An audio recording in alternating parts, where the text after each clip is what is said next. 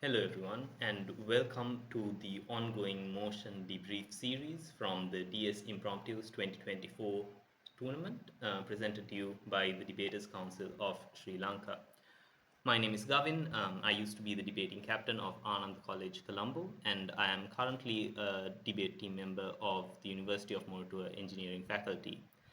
The motion that I will be covering in this video is the semifinals motion, and it's themed on alternate reality.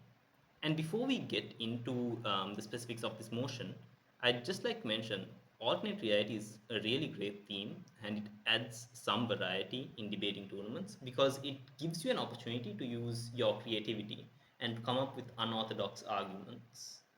However, one of the problems that we see in debating tournaments is that teams don't make use of this opportunity and instead go for safe and boring arguments that are applicable in other motions as well, instead of using their creativity to come up with motions unique to the alternate reality that has been set.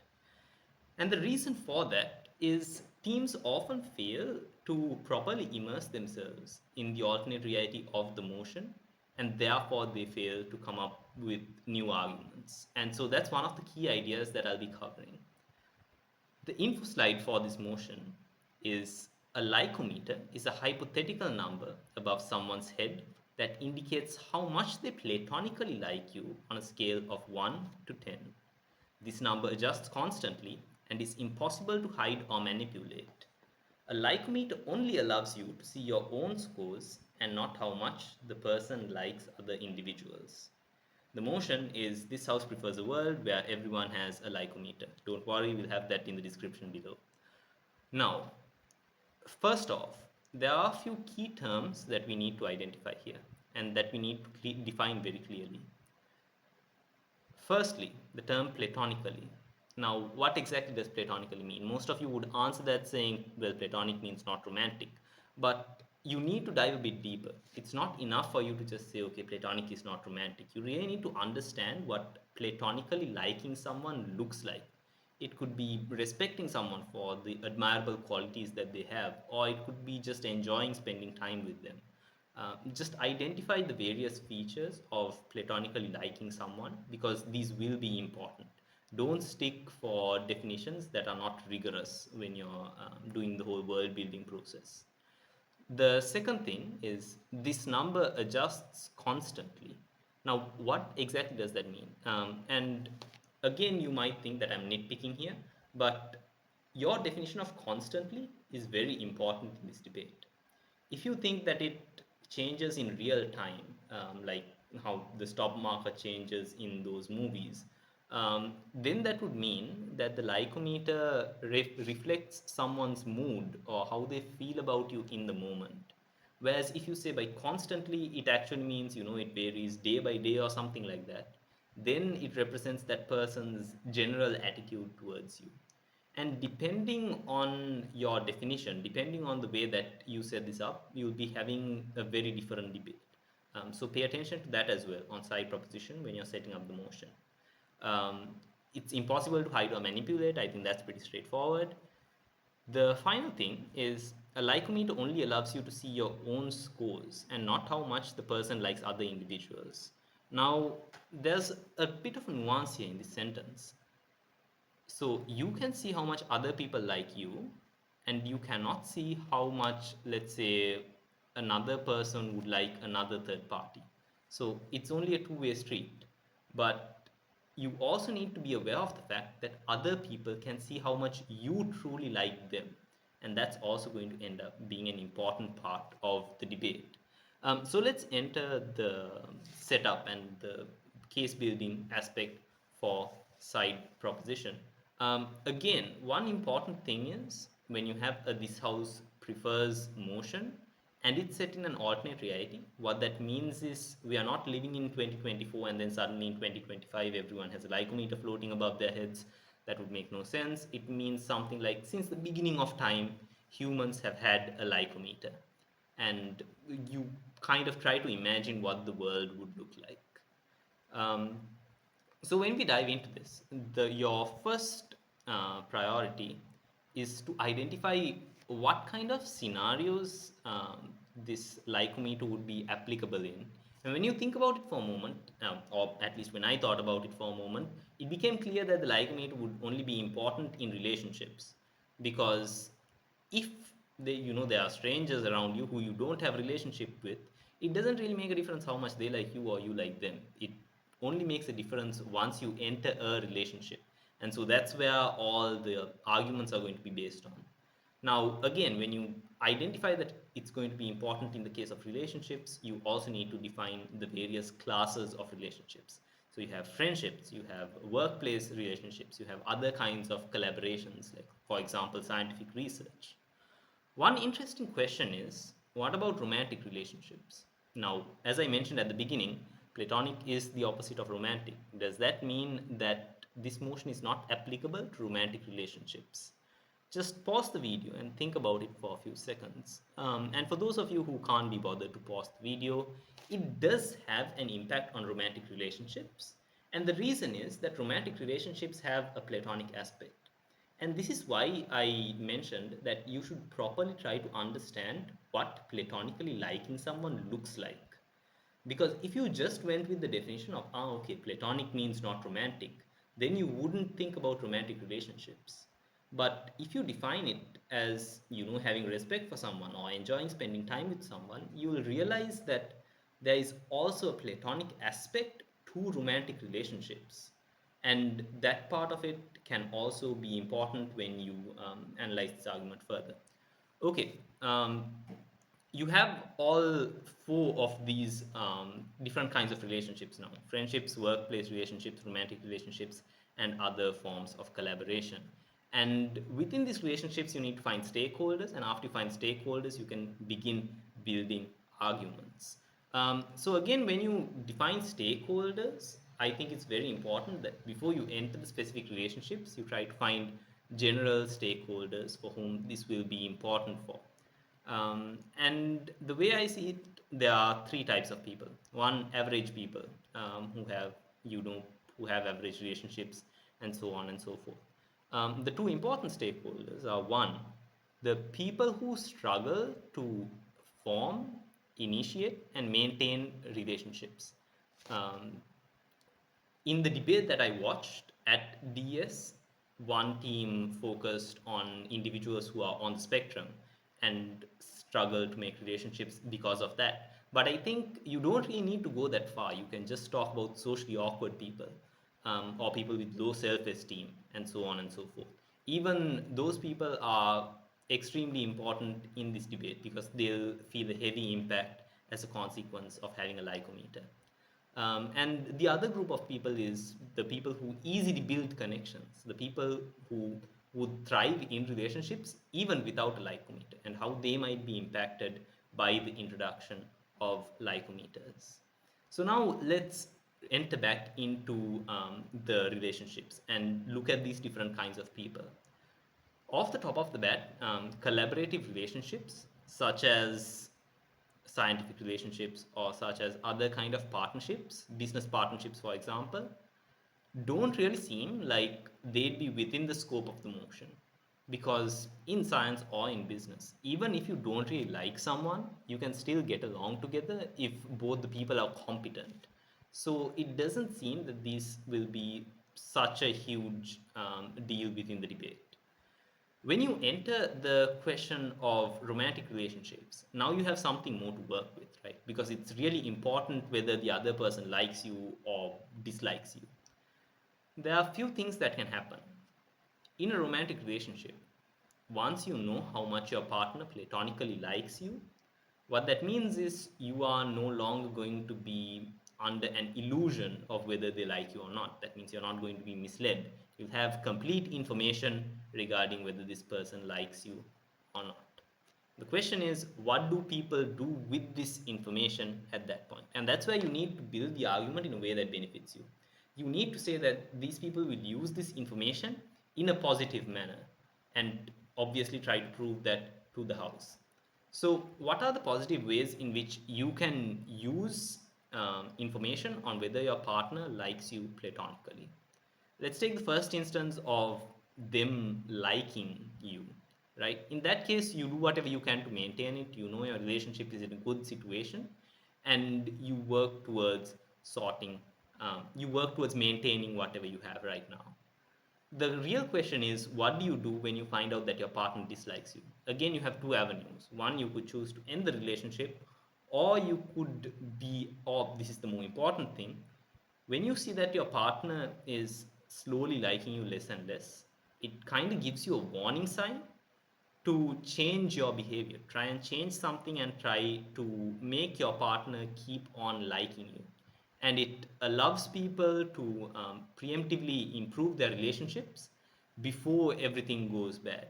And I think this is really important, especially for people who struggle to communicate within relationships. Because often what happens is people only talk about whatever issues they have when it's gone past the point of no return. But the likeometer offers you the unique opportunity to solve a problem the moment it starts going bad. The moment you see your partner's likeometer score going from, I don't know, like an 8 to a 7.5 to a 7 and to a 6.5, then you know that something's going wrong and that you need to do something to fix it. Or if it goes below a 5, goes to 4, 3.5, you know that it might not be worth pursuing this relationship at this point anymore. It might be time to end it. So that's one way in which you can analyze the relationships. And basically, what you need to do is you need to go into the relationship and analyze how it helps people's thought processes, how it helps them make better decisions, and how people are going to be better off. That's the next level of analysis that you need to add here. So, first up, you have the level of analysis where you say, okay, now people will have this information.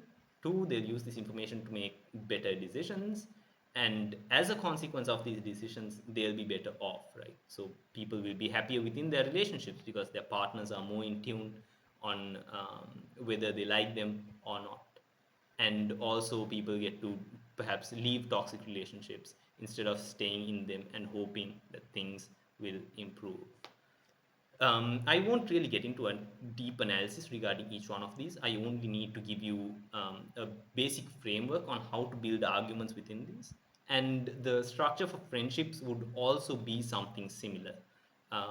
However, one thing that you could note in friendships, like that differs from romantic relationships, is, for example, exploitative friendships, where people pretend to like you to get you to, do favors for them, and so on and so forth. Those are less likely to occur.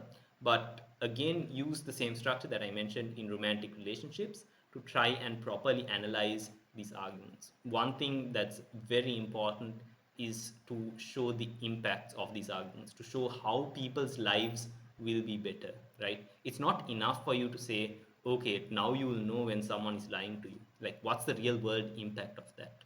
What benefit do I get from seeing that my friends are pretending to like me? Um, like, properly dive deep down and analyze these and impact them. Now, from the practical arguments, we'll move on to the principled arguments as well. There are a few things that we've covered so far, and if you were listening to the romantic relationships argument, you'll realize that I mentioned the word choice quite a few times. And the reason for that is you can push a principled argument on choice as well. Very simply to say that a world where everyone has a likeometer gives people better information, and having better information means that they can make better choices. And as the actor in this motion, I suppose we'll have six rational people. You'd prefer a world where, uh, as a matter of principle, you'd prefer a world where people have better information to make better choices. But this is also where I wanted to link in the idea of people who easily build connections. Um, and this is more of a subjective principle, um, where you have to argue for it, which is that people who easily build connections always have an advantage in society because humans are social creatures. And what happens when you have a likeometer is you cut down on their ability to use that advantage, right? So you can no longer pretend to like someone, and you can no longer, smile to their face in order to make a good first impression and build a nice relationship. And as a result of that, like, the people who are naturally gifted when it comes to social skills won't have that advantage anymore, and it will kind of level the playing field in terms of forming connections. And having a level playing field, having a more egalitarian society, I suppose, in terms of social skills, is something desirable. Again, that's another principled argument that you can make. The justification for that and the further analysis is up to you. Again, I'm not here to give you all the arguments, just to give you some ideas and some pointers on how to make these arguments. And that's all I have for side proposition. So before we move on to side opposition, let's just take a moment and remember the key terms of the motion once more. Because the great thing about debating, one thing that I've realized is that you can use the same thought process on both opposition and proposition to come up with completely contradictory arguments. That's something really interesting. But let's go through the info slide once more. We are looking at the likeometer. It's a number above everyone's head. It's about how much they platonically like you. That doesn't change on both sides, proposition and opposition. There are not many ways that you can define platonically. And if side government doesn't have a rigorous definition of platonic, you can actually use that to your advantage. However, the question of constantly that we addressed earlier, now that's a bit of an issue for you. Whether constantly is something that happens very regularly or constantly something that happens day by day. And one way that you can control uncertainty in these situations is to think of possible approaches in which you can take their different definitions to your advantage, regardless of what it is. So that's something that I won't be covering here, but that's something that you can think for yourself. And if you still can't figure it out, maybe comment down below and we might respond to that. Just think to yourself, if constantly is short term, how can opposition use that to their advantage? If constantly means long term, as I mentioned earlier in the proposition section, then how can opposition use it to their advantage? Just take a moment and think about that. And then, of course, finally, the matter of perspective. Whether you would look at it in the perspective of the fact that you can see other people's scores or the fact that other people can see your scores.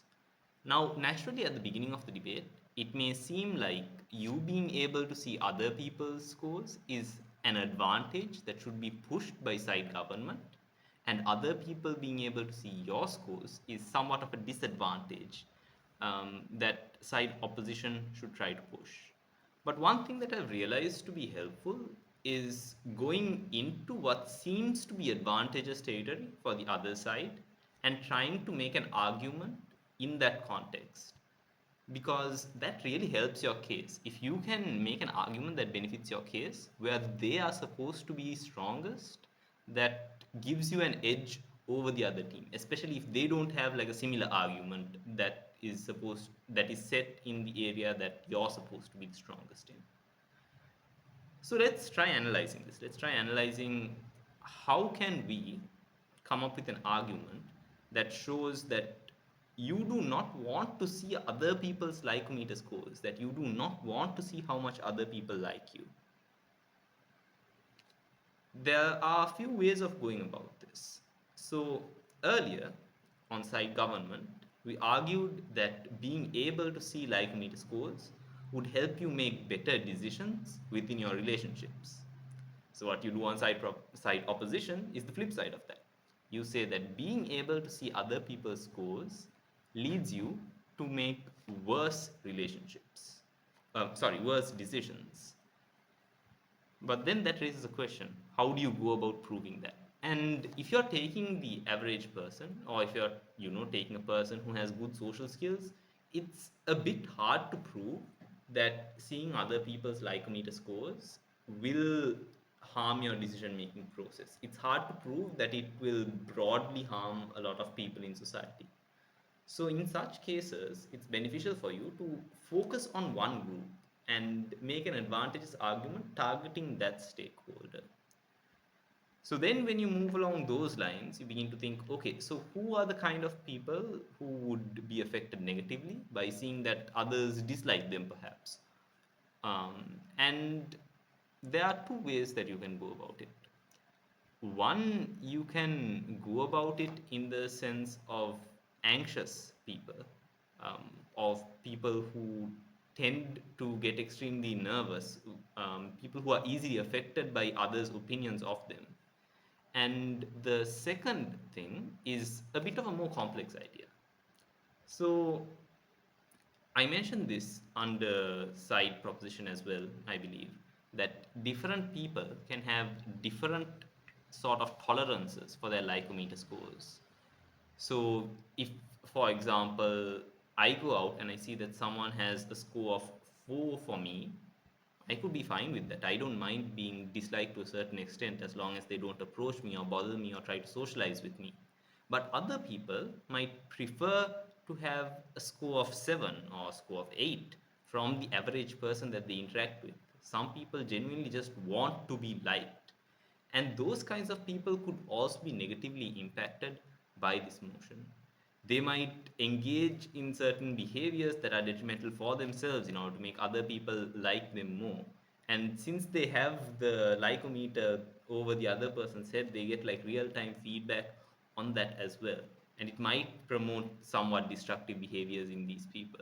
It might lead anxious people to behave erratically, to behave irrationally, and make bad decisions because of the stress that this score places upon them.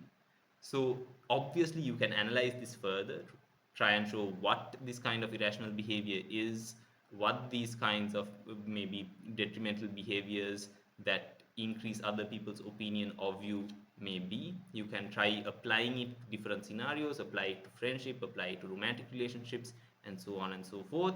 Again, I won't dive deep into the analysis of this, but those are the basic ideas. After you've got that sorted, you need to move on into the area where you think that you do have the advantage. And that's the problem of other people being able to see what your likeometer score is.